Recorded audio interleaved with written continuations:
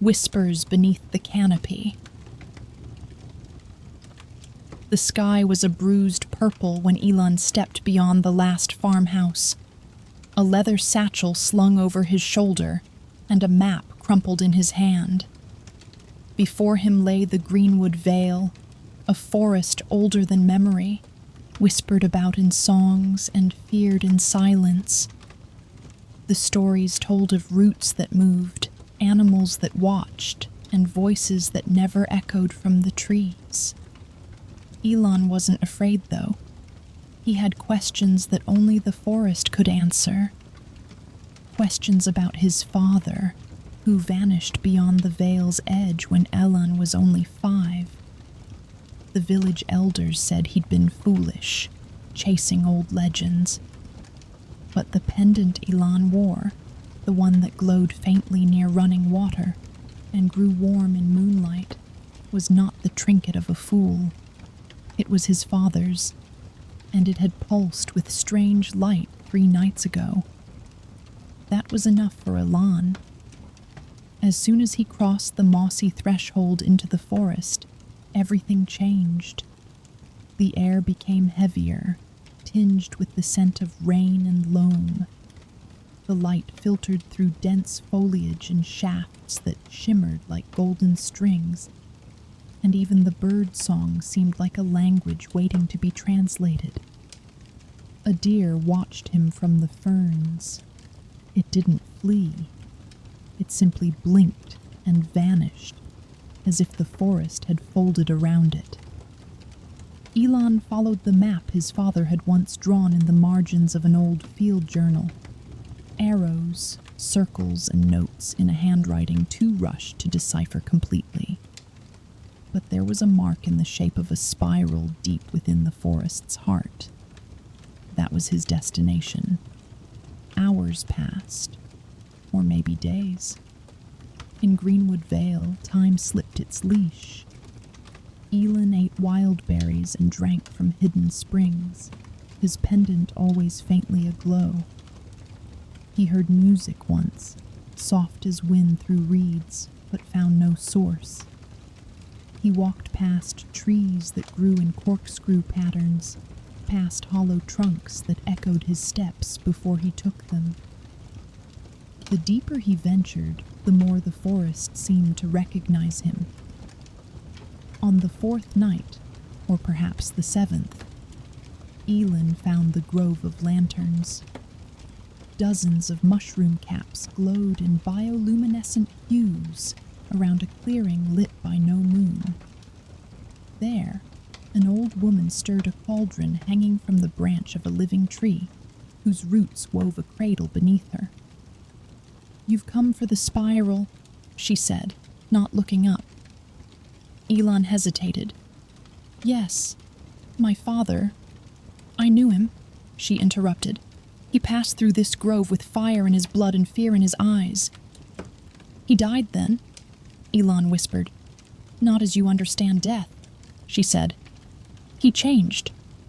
The pendant burned hot against his skin. The old woman looked at it, and her eyes softened. "He left that for you. It's your key. But you'll need more than blood to reach the spiral glade." She handed him a small pouch. "Dream leaf.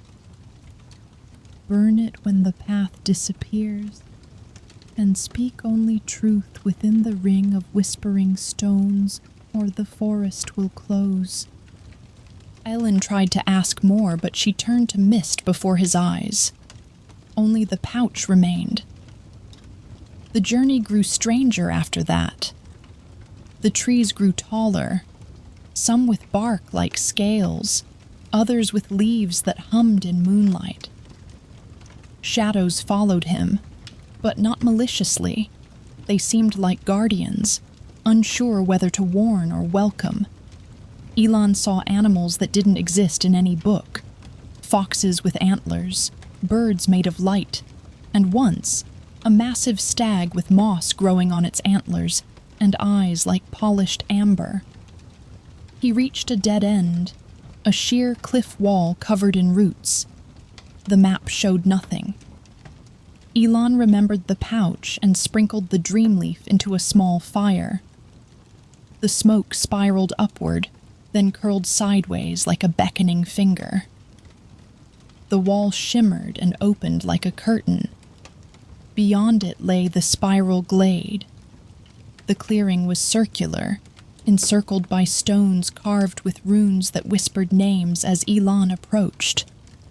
In the center, a great tree twisted upward into the sky, its bark silver, its leaves translucent. Beneath it sat a figure, hooded, still and familiar. "Elon," said the figure, "you found your way." "Father?" Elon's voice cracked. The figure rose. It was indeed his father, older and altered. His eyes glowed faintly green, his hands marked with living vines. "I could not return," he said. "The forest chose me. I became its voice." Elon stared, heart pounding. "Why?" "Because the veil is more than trees," his father said. "It is a memory, a mind, a guardian. It chooses a speaker every generation. I entered selfishly, seeking power. But the forest saw my heart. It offered me purpose. I came for answers," Elon said. "And you've earned them," his father replied. "But you must decide, take them and leave, or stay and inherit what I cannot carry further." "What do you mean?" "The forest is waking. A shadow stirs beneath the roots, older than language. It must be faced. I am fading. You have the blood, the bond, and the courage." Elon looked at the great tree, the stones, the glowing runes, and he nodded. His father smiled and stepped back. Vines embraced him, then crumbled into ash. The pendant on Elon's neck melted into his skin, and suddenly he could hear everything, the leaves whispering truths, the roots humming warnings, the very air alive with old songs.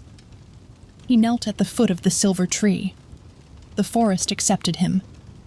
And somewhere, far beyond the village and the last farmhouse, a new wind stirred through Greenwood Vale, singing a name long forgotten, now remembered.